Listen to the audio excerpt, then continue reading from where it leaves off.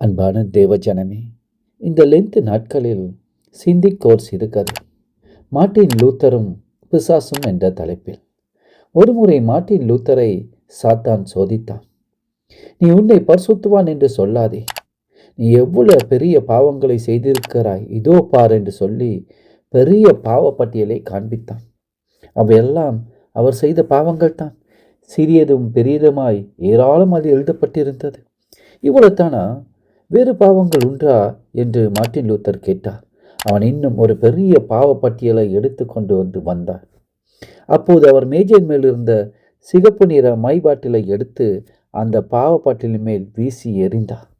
சாத்தானை பார்த்து சொன்னார், சாத்தானே, நீ சொன்ன பாவங்கள் நான் செய்தது உண்மைத்தான்.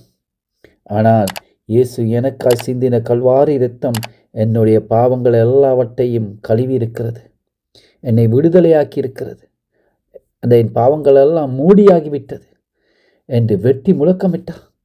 சாத்தான் கூனி குறுகி ஓடியே போய்விட்டான். ஆண்டவராகிய இயேசு கிறிஸ்து தம்முடைய இரத்தத்தை ஊற்றி என்னையும் உங்களையும் கழுவி சுத்திகரித்திருக்க யார் எங்களை குற்றவாளியாய் தீர்க்க முடியும்? எந்த மனுஷன் எங்கள் பாவி என்று தீர்க்க முடியும்? மனசாட்சியும் கூட நம்மை குற்றவாளி என்று தீர்க்க முடியாது.